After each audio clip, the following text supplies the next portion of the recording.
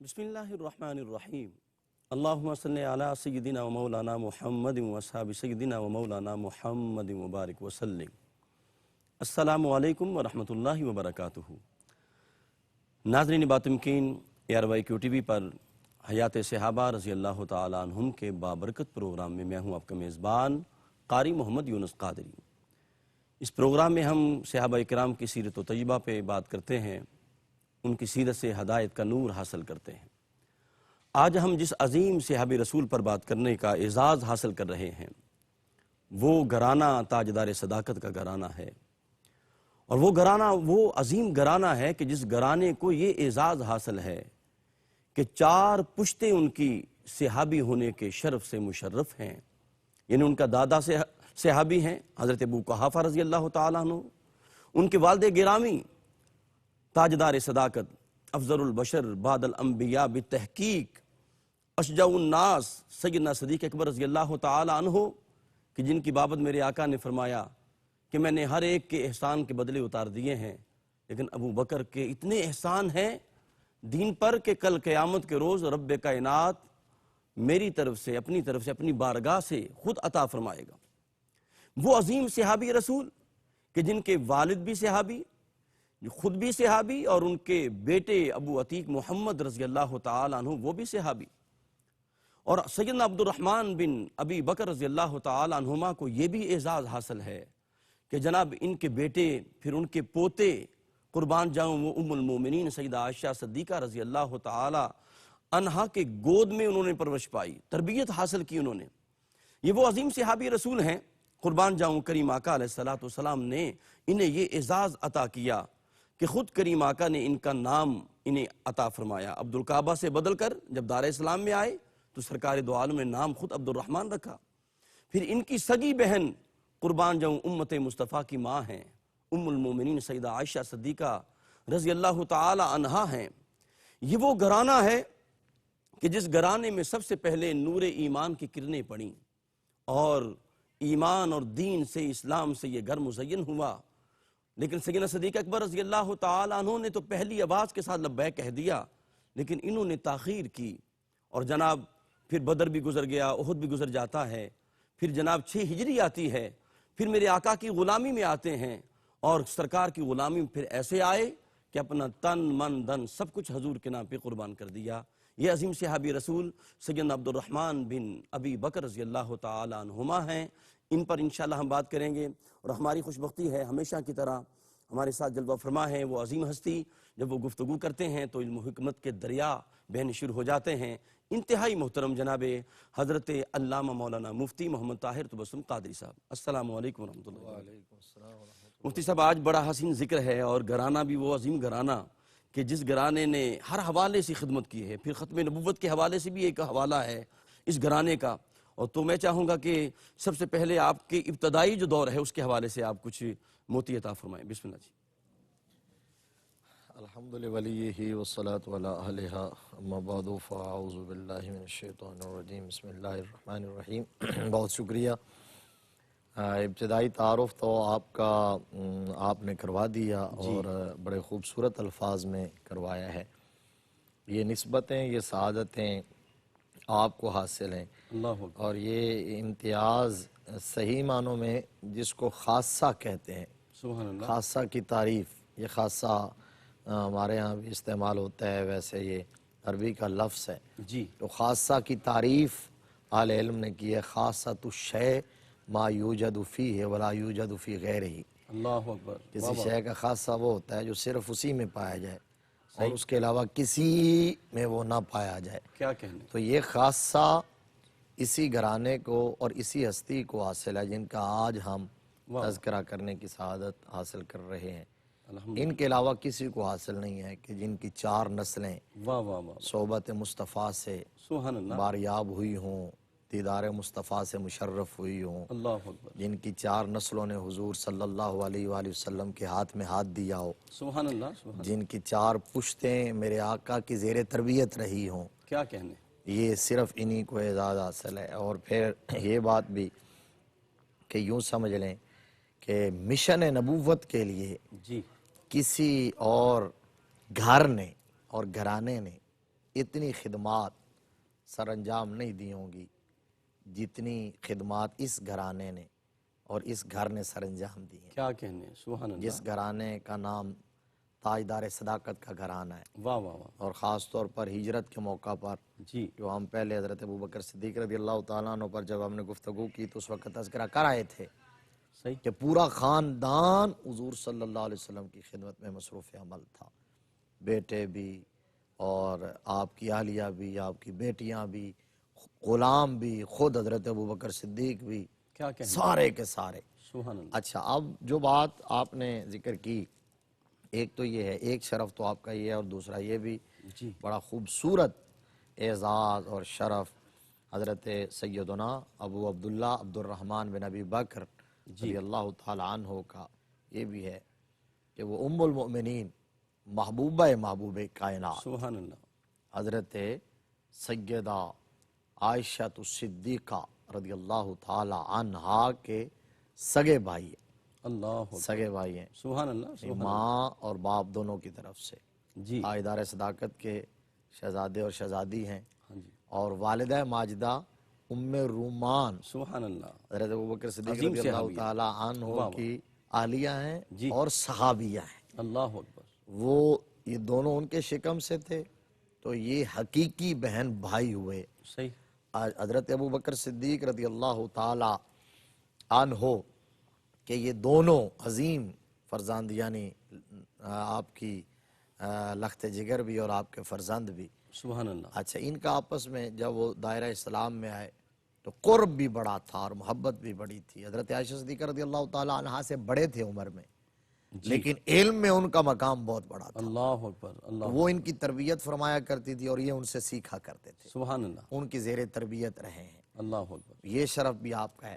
اچھا یہ بات کہ باوجود کہ یوں سمجھ لیں کہ شجر اسلام کی آبیاری اس گھر میں ہو رہی تھی جی اور مہر نبوت کی کرنوں نے سب سے پہلے اس گھر کے در و بام کو روشن کیا تھا، سبحان اللہ، یہاں اپنی کرنیں بکھیری تھیں، لیکن اس کے باوجود اللہ کے ہر کام میں حکمت اور اس کی ہر ادا میں اس کی مرضی اور منشا شامل حال ہوتی ہے، اللہ بہتر جانتا ہے جی کہ حضرت عبد الرحمن بن ابوبکر رضی اللہ تعالیٰ عنہ مدت تک اسی اپنے قریش کا جو آبائی دین تھا اسی پر قائم رہے۔ جی، بلکہ مفتی صاحب یہ آپ دیکھیں کہ میں آپ کی بات کاٹ رہا ہوں، معذرت چاہتا ہوں کہ سیدنا صدیق اکبر رضی اللہ تعالیٰ عنہ ان کی دعوت پہ تو عشرہ مبشرہ کے آدھے لوگ دار اسلام میں آگئے، بے شک لیکن خود گھر کا عمل کیا ہے؟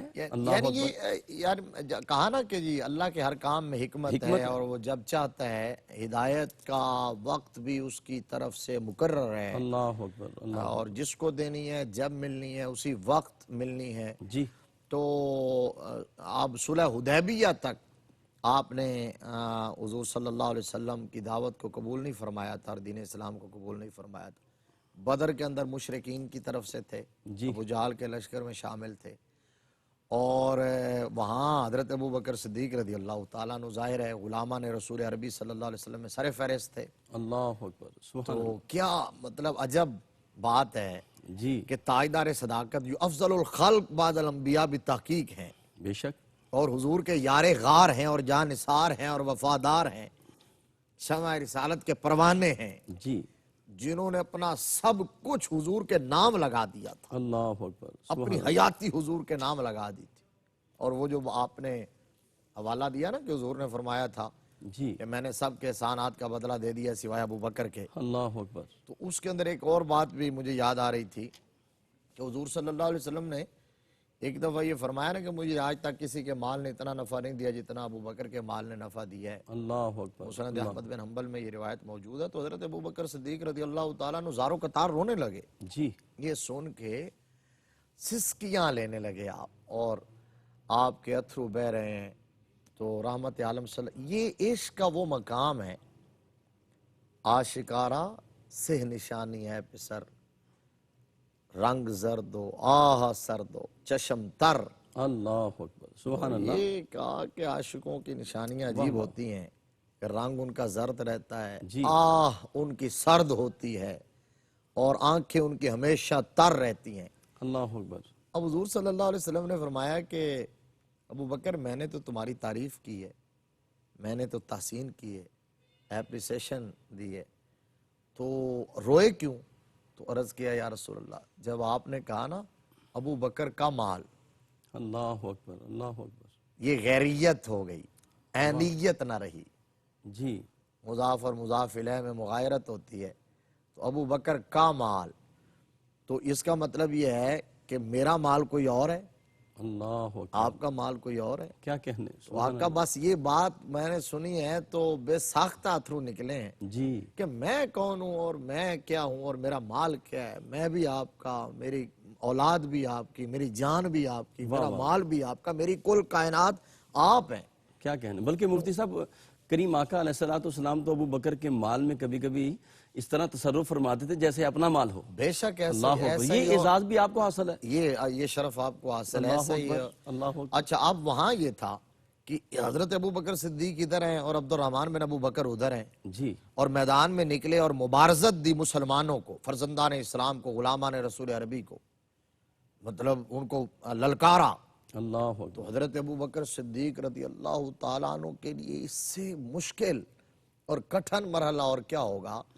تو آپ اس وقت ایک طرف جلال میں آئے اور دوسری طرف ندامت اور شرمندگی محسوس کرتے ہوئے، تو آپ نے اپنے صاحبزادے کو عبد الرحمن کو مخاطب کر کے کہا او پلید میرا حق کہاں گیا؟ اللہ اکبر. یہ تھا میرا حق جو تو ادا کر رہا ہے. اور نبی مکرم صلی اللہ علیہ وسلم کی بارگاہ میں عرض کیا کہ یار چونکہ اس وقت تک وہ مشرک تھے اس لیے پلید کا انما المشرکون نجس قرآن کی نص ہے. تو نبی مکرم صلی اللہ علیہ وسلم کی بارگاہ میں عرض کیا یا رسول اللہ مجھے اجازت دیں ذرا میں تلوار لے کے جاتا ہوں اپنے بیٹے کے مقابلے میں، اس کی خبر لے کے آتا ہوں. نبی رحمت صلی اللہ علیہ وسلم نے منع فرما دیا. اچھا چونکہ رحمت عالم اپنی نگاہوں سے بہت کچھ دیکھ رہے تھے. کیا دیکھ رہے تھے. سبحان اللہ. اب وہی عبد الرحمن حضور کی غلامی میں آ گئے. جی صلح حدیبیہ کے بعد جب مسلمان ہوئے، حضور کے پکے سچے سچے غلام بنے. یعنی میرے آقا نے یوں قبول فرمایا کہ پھر تربیت کی حضور نے، حضرت ابوبکر نے بھی، ام المومنین نے بھی، سب نے تربیت کی. اس پر آگے بات کرتے ہیں. اب بیٹھے تھے ایک دن اپنے والد ماجد کے ساتھ اور وہ واقعہ یاد آیا جی بدر والا. اور یہ بڑی مشہور بات ہے، بڑی ایمان افروز بات ہے. یہ ہمارے لیے اس کے اندر بہت بڑا سبق موجود ہے. مفتی صاحب یہ بڑی خوبصورت بات آپ عطا فرمانے لگے ہیں اور میں چاہتا ہوں یہ پورا واقعہ بعد میں بیان کریں. ایک وفا حائل ہے ناظرین محترم، حضور قبلہ مفتی صاحب کی ایمان فروز بات جو ہے وہ ہمارے قلب و روح میں اتر رہی ہے اور یوں لگ رہا ہے جیسے ہم دربار مصطفیٰ میں حاضر ہیں. اپنے قلب و روح کو ذکر مصطفیٰ سے معطر رکھیں. ملاقات کرتے ہیں ایک وقفے کے بعد. السلام علیکم ورحمۃ اللہ وبرکاتہ. ناظرین محترم، حیات صحابہ رضی اللہ تعالیٰ عنہم کے بابرکت پروگرام میں آپ شامل ہیں اور ہماری خوشبختی ہے حضور قبلہ مفتی صاحب سے ہم قرآن و حدیث کا نور حاصل کر رہے ہیں. سیدنا صدیق اکبر رضی اللہ تعالیٰ عنہ کا حسین ذکر ہے کہ جنہوں نے سب کچھ نبی کے نام پہ قربان کر دیا، اور جب انہوں نے بڑے بڑے غلام خرید کر حضور کی بارگاہ میں پیش کیے اور سارا کچھ نبی کے قدموں پہ قربان کر دیا، اور پھر ایک موقع وہ بھی آیا تھا کہ آپ نے سارا گھر کا مال اٹھا کے نبی کی بارگاہ میں پیش کر دیا، اور پھر وہ بھی موقع آیا جب لوگوں نے آپ کے اس مال کے انفاق پر بات کی تو جناب تان دیا اور اعتراض کیا. تو رب کائنات نے فرمایا تھا وَمَا لِأَحَدٍ عِنْدَهُ مِن نِعْمَةٍ تُجْزَىٰ إِلَّا ابْتِغَاءَ وَجْهِ رَبِّهِ الْأَعْلَىٰ. فرمایا ابو بکر پر کسی کا کوئی احسان نہیں ہے، ابو بکر جو بھی کرتا ہے وہ رب کی رضا کے لیے کرتا ہے. مفتی صاحب وہ بڑا خوبصورت واقعہ جو آپ ذکر کرنے لگے تھے، میں چاہتا ہوں کہ وہ ایمان فروز واقعہ عطا فرمائیں. باپ اور بیٹے میں ایک مکالمہ ہوا جی، اور مکالمے کے اندر ایک معیار دے دیا صحیح، امت کو، ایک کرائٹیریا، ایک پیمانہ اور ایک ترازو قائم کر دیا کہ کوئی بھی مسلمان ہونے کا اگر دعویٰ کرے، حضور کا امتی ہونے کا دعویٰ کرے، حضور کا محب اور عاشق ہونے کا دعویٰ کرے، اور پھر وہ وسوسوں اور اندیشوں کا شکار ہو جائے، پھر اس کو رشتہ داری، محلہ داری، اپنی یاری، اپنی پارٹی، اپنا دھڑا اگر یہ عزیز ہو جائیں، شہادت گاہ الفت میں قدم رکھنا ہے. جی، لوگ آسان سمجھتے ہیں مسلمان ہونا. ایمان کا اور دین کا تقاضا کیا؟ حضرت عبد الرحمن مسلمان ہو چکے، حضور کی غلامی میں آ چکے، اپنے والد ماجد کے سامنے بیٹھے ہوئے ہیں. تو اچانک خیال آیا تو عرض کیا ابا جی مجھے وہ بات یاد آتی ہے، مجھے وہ دور یاد آتا ہے، وہ زمانہ بدر کا. جی، جب آپ حضور صلی اللہ علیہ وسلم کے غلاموں میں تھے اور میں اس وقت کفر کے سرغنے ابو جہل کے لشکر میں تھا، تو مارکہ عروج پہ تھا، زوروں پہ تھا، گمسان کا رن پڑا ہوا تھا، بدر کے اندر حق اور باطل کا ٹاکرا جی تھا۔ تو ابا جی آپ کئی دفعہ میری تلوار کی زد میں آئے تھے، اگر میں چاہتا تو بس ہلکی سی جنبش دیتا تو آپ کا کام تمام کر دیتا، جی لیکن میں نے باپ سمجھتے ہوئے چھوڑ دیا۔ آپ میرے باپ تھے، شفقت پدری آڑے آئی، صحیح، تو میں نے باپ سمجھتے ہوئے وہ جو ایک بیٹے کا جو ہے وہ فریضہ تھا وہ میں نے ادا کیا۔ اب یہاں سنے حضرت ابوبکر صدیق رضی اللہ تعالیٰ عنہ سیدھے ہو کے بیٹھ کے، ٹیک لگائی ہوئی تھی، سیدھے ہو کے بیٹھ کے اللہ اکبر، اللہ اکبر، جلال میں آئے، چہرہ عشق مصطفیٰ سے جگمگانے لگا ہے، پھڑکنے لگا ہے۔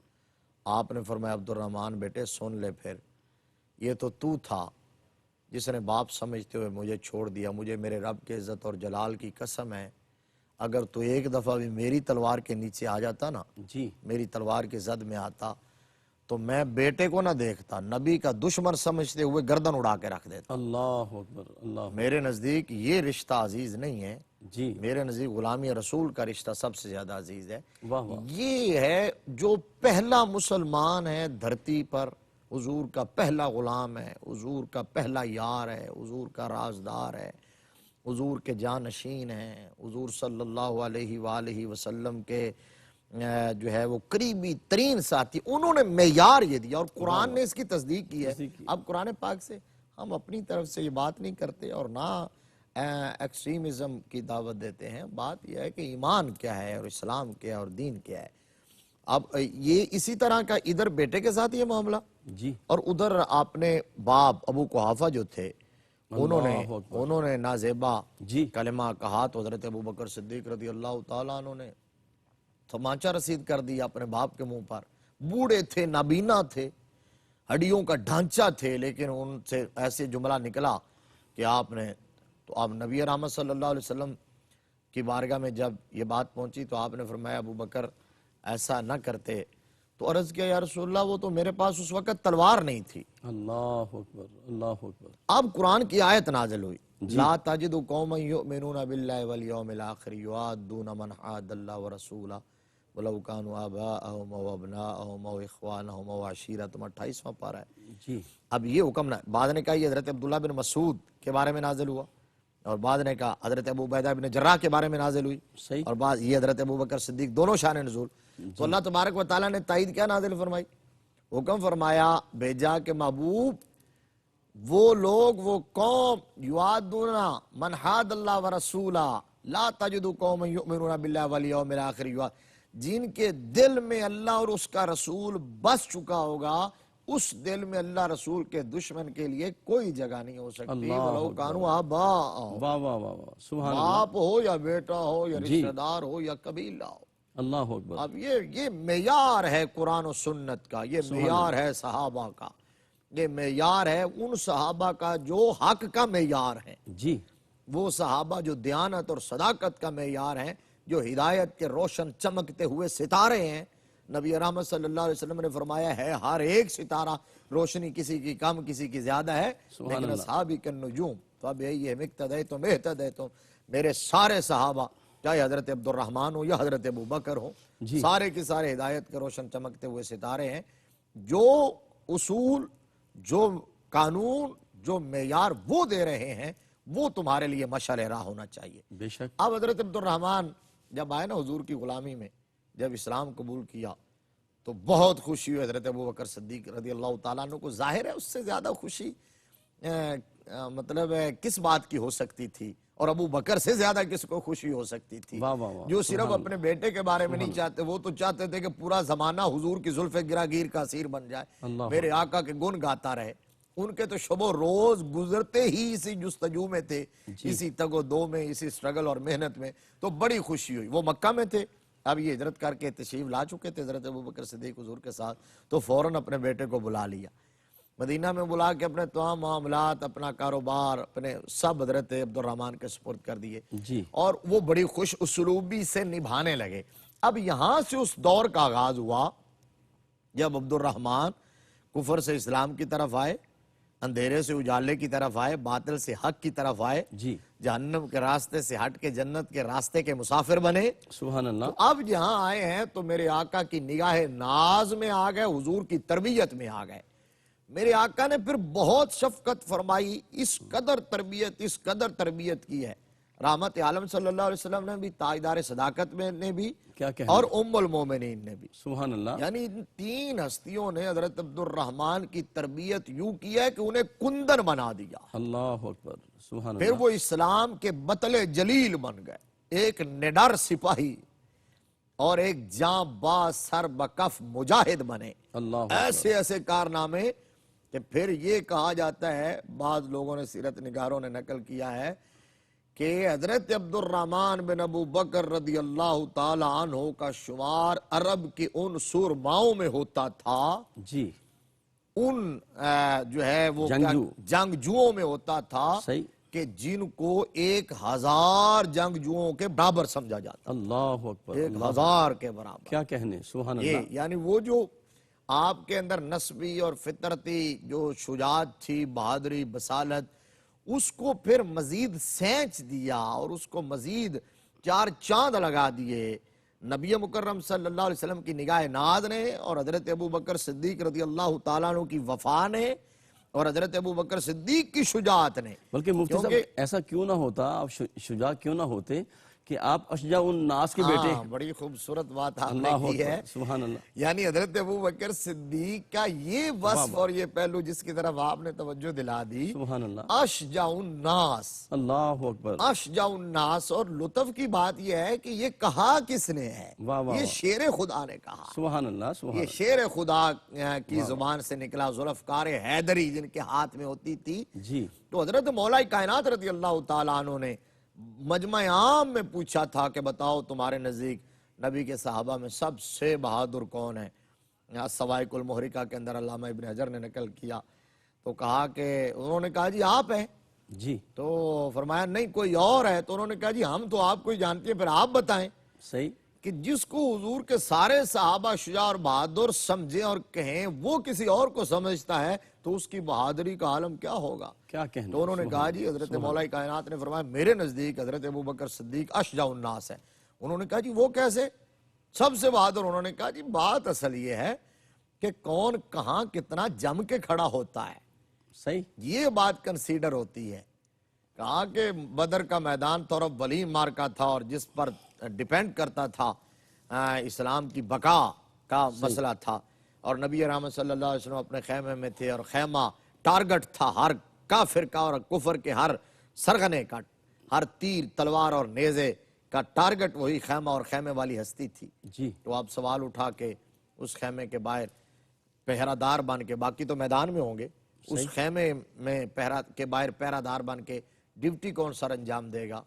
تو اس وقت ابھی صحابہ سوچنے لگے تھے، خاموش ہوئے تھوڑی دیر کے لیے، تو سب سے پہلے جو زبان گویا ہوئی، سب سے پہلے جو آواز گونجی، جس نے سکوت کو توڑا، صحیح، لبیک کی صدا لگائی ہے، اللہ وہ کوئی اکبر، اور نہیں تھا، وہ نبی کا یار غار صدیق اکبر تھا، اس لیے واہ اشجع واہ، الناس۔ سبحان اللہ، حضرت مولا علی نے کہا تو اشجع الناس کے بیٹے عبد الرحمن بن ابی بکر، جی، شجاعت وہ گھٹی میں اور فطرت میں ملی۔ اللہ تو پھر اس قدر آپ شجاع اور اس قدر بہادر کہ حضرت ابو بکر صدیق رضی اللہ تعالیٰ عنہ کے دور میں جب ارتداد کا فتنہ اس نے سر اٹھایا اور وہ زوروں پر تھا، تو جو بڑا معرکہ ہوا وہ یمامہ کے میدان میں ہوا، جی، آپ نے پہلے سوال میں بھی کہا، اور ختم نبوت کے حوالے سے ہوا۔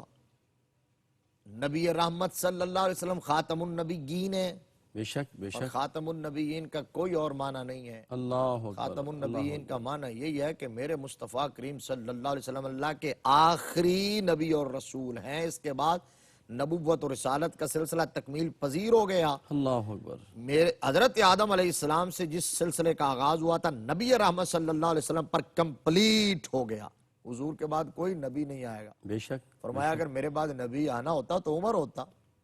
حضرت مولا کائنات کو حضور صلی اللہ علیہ وسلم ایک دفعہ تبوک کا غالباً موقع ہے، جی، ساتھ نہیں لے کے گئے تھے اور مدینہ میں چھوڑ کے جا رہے تھے، تو اب شیر خدا کیسے بیٹھے رہیں؟ تو شیر خدا کے دل میں خیال آیا، تو تھوڑے سے پریشان ہوئے، تو عرض کیا کہ میں تو مجاہد ہوں، تو سرکار نے فرمایا کیا تم اس بات پر راضی نہیں ہو کہ تم وہی ڈیوٹی میرے بعد سر انجام دو جو موسیٰ علیہ السلام کے بعد ہارون علیہ السلام نے سر انجام دی تھی. یعنی جس طرح موسیٰ کے نائب ہارون علیہ السلام بن کے قوم میں رہتے، تم میرے نائب بن کے مدینہ میں رہو. اللہ لیکن ساتھ ہی میرے نبی نے فرما دیا کہیں من جمیع الوجوہ مماثلت نہ سمجھ لینا. فرمایا موسیٰ کے بعد ہارون نبی تھے، الا انہ لا نبی بعدی. بے شک. فرمایا علی تم میرے جان نشین تو یہاں ہوگے، نائب تو ہوگے، لیکن میرے بعد نبی کوئی نہیں ہے. جی. اور حضور صلی اللہ علیہ وسلم نے یہ جو کہ خاتم النبیین کا معنی اور لغت کے سہارے لے کر کوئی اگر راستہ فراہم کرنے کی اور چور دروازہ نکالنے کی کوشش کرے، میرے نبی نے یہ اس کا معنی خود بیان فرما دیا. فرمایا انا خاتم النبیین لا رسول بعدی ولا نبی.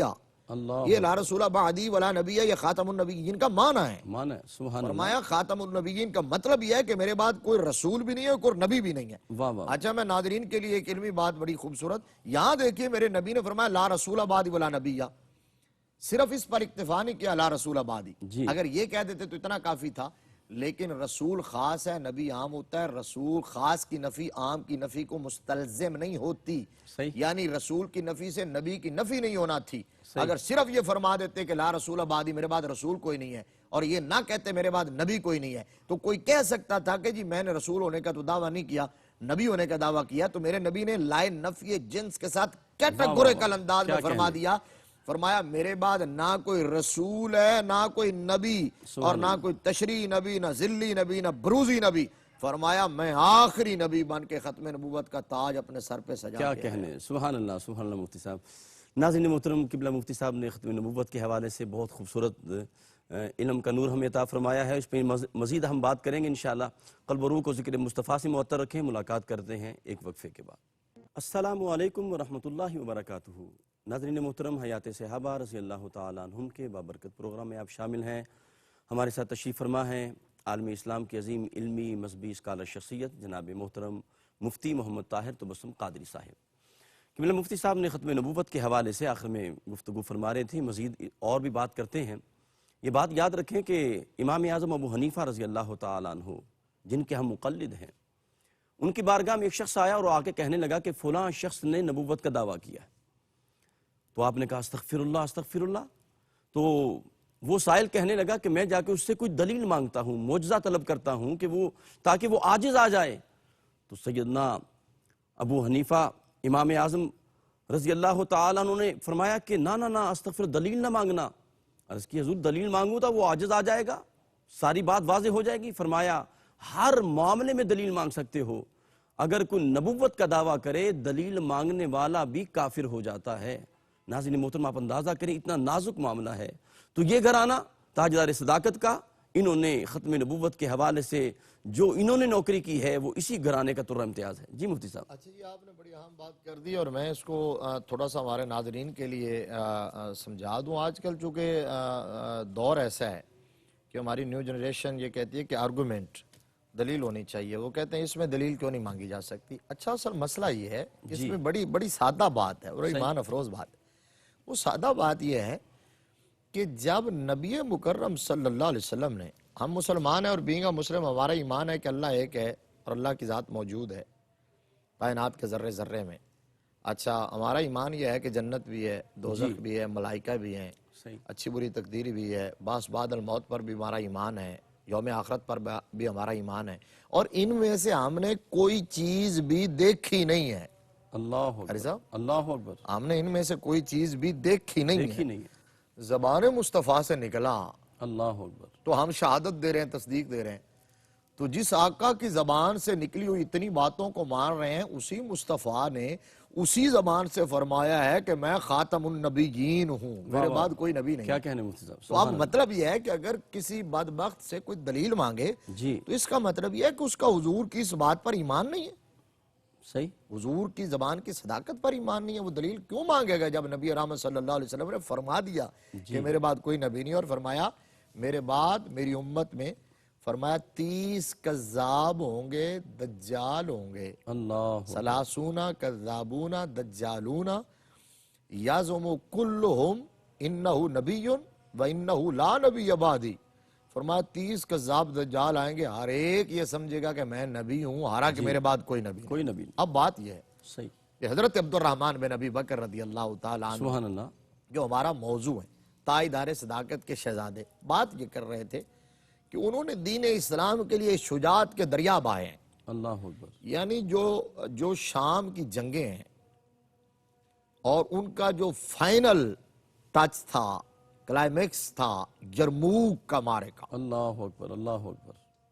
آپ حیران ہوں گے کہ حضرت خالد بن ولید رضی اللہ تعالیٰ عنہ نے 60,000 کے مقابلے میں 60 نبی کے شیروں کو منتخب کر کے اتار دی. اللہ اکبر. سبحان اللہ. کوئی سوچ سکتا ہے؟ اللہ اکبر. بدر میں تو وہاں تو 1 اور 3 کا ریشو تھا نا، جی. اور یہاں 60,000 کے مقابلے میں 60 ہیں تو 1 اور 1000 کا ریشو ہے. اللہ اکبر. اللہ اکبر. 1 کے مقابلے میں 1000. وہ بات جو ہے جو پہلے ہم نے کہی کہ 1000 کے مقابلے میں سمجھے جاتے، تو جو منتخب کیے تھے ان میں سے حضرت عبد الرحمن بن ابی بکر بھی تھے. اللہ اکبر. حضرت اب انہوں نے چھاپا مار کاروائیاں جو کی ہیں، یعنی جان ہتھیلی پہ رکھ کے صحیح. دین کے لیے قربانیاں، اسلام کے لیے. اسلام کا اگر نور آج ہمارے گھروں میں ہے، آج ہمارے چہروں سے، ہمارے عمل سے صحیح. اگر اسلام کا نور چھلک رہا ہے تو وہ اتنی آسانی سے نہیں پہنچا. جی. قربانیوں کی بڑی طویل داستان ہے. نبی کے گھرانے نے قربانیاں دی ہیں، امام علی مقام نے اپنا سب کچھ قربان کر دیا. اب اس میں 60,000 جو ہیں وہ بھاگنے پر مجبور ہو گئے، صحیح. اور حضرت زبیر بن عوام، حضرت فضل بن عباس اور حضرت عبد الرحمن بن ابی بکر، یہ ان کا پیچھا کرتے ہوئے اتنے، رومیوں کا پیچھا کرتے ہوئے اتنے آگے چلے گئے تھے کہ صحابہ اکرام رضوان اللہ علیہم اجمعین نے تو سمجھ لیا کہ وہ جام شہادت نوش کر گئے. اللہ اکبر. اللہ اکبر. لیکن جب رات ڈھلی، صبح ہوئی، تو یہ تینوں شیر محمدی کچار کے زندہ و تابندہ واپس آئے تھے 60,000 کو آگے لگا کے. جی. بیت المقدس فتح ہوا حضرت عبد الرحمن کا کردار زوروں پر، حلب فتح ہوا حضرت عبد الرحمن کا کردار زوروں پر. واہ واہ. اسی روما کی سلطنت کے اندر ایک مسلمان اور کافر کی مڈ بھیڑ ہوئی تو اس مسلمان جو کیس نامی تھا اس کی تلوار ٹوٹ گئی، 2 ٹکڑے ہو گئی، اب نہتا ہے.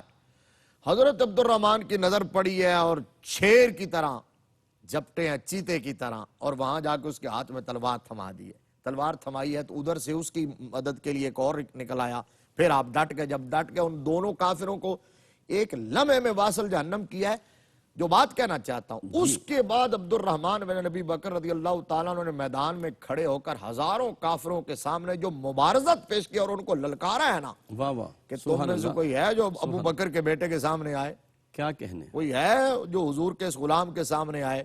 تو عبد الرحمن کو دیکھ کر وہ دستے کے دستے بھاگ گئے تھے، کوئی میدان میں نہیں اترا. اب یہاں یمامہ کا جو معرکہ تھا جو ختم نبوت کے حوالے سے سبحان اللہ. سبحان اللہ. حضرت دور صدیقی میں ہوا. جی. اب اتنا حساس ایشو ہے، یہ اتنا حساس معاملہ ہے، کاش امت کو یہ سمجھ آ جائے اور امت کے ارباب بست و کشاد کو سمجھ آ جائے. کاش ہمارا دل خون کے آنسو روتا ہے.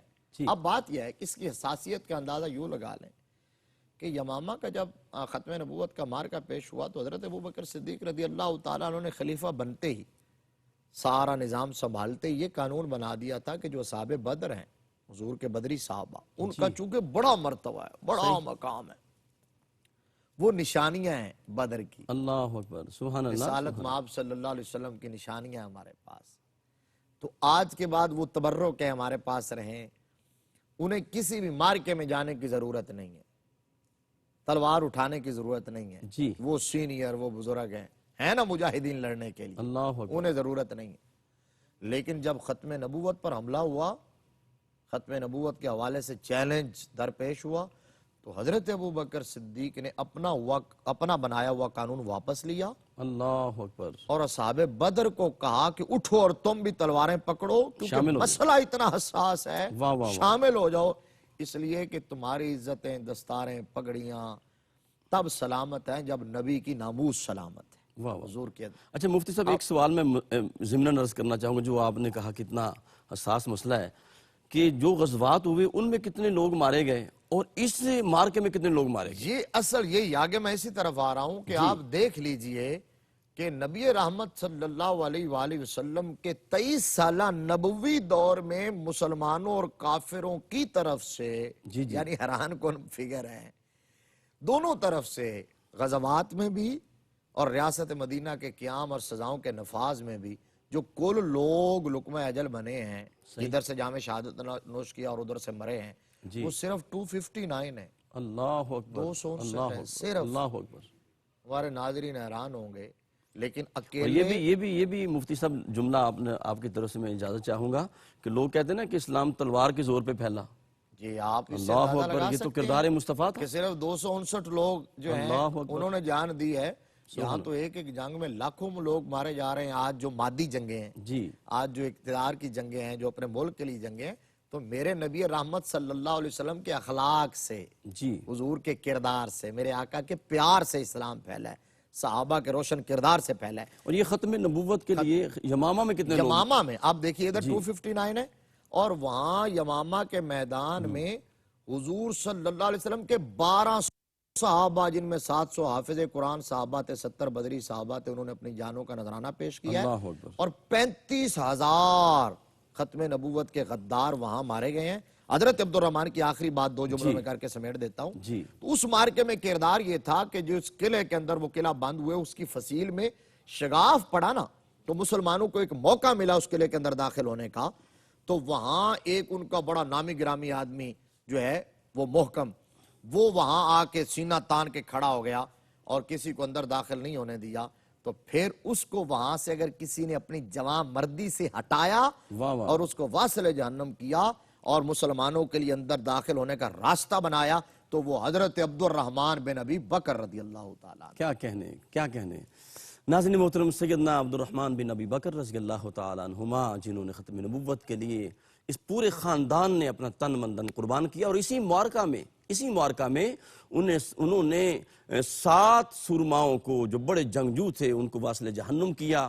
یہ وہی سیدنا عبد الرحمن بن ابی بکر ہیں جنہوں نے ہر میدان کے اندر ایک اپنی مثال آپ کے طور پر انہوں نے اپنے کردار کو پیش کیا۔ رب کائنات ہمیں صحابہ کی سیرت کا نور عطا فرمائے اور ہمیں صحابہ کی سیرت پر عمل پیرا ہوتے ہوئے ختم نبوت کے لیے سرکار کی محبت میں اپنا تن من دھن قربان کرنے کی توفیق عطا فرمائے۔ اجازت دیجیے اپنے میزبان قاری محمد یونس قادری کو۔ السلام علیکم ورحمۃ اللہ وبرکاتہ۔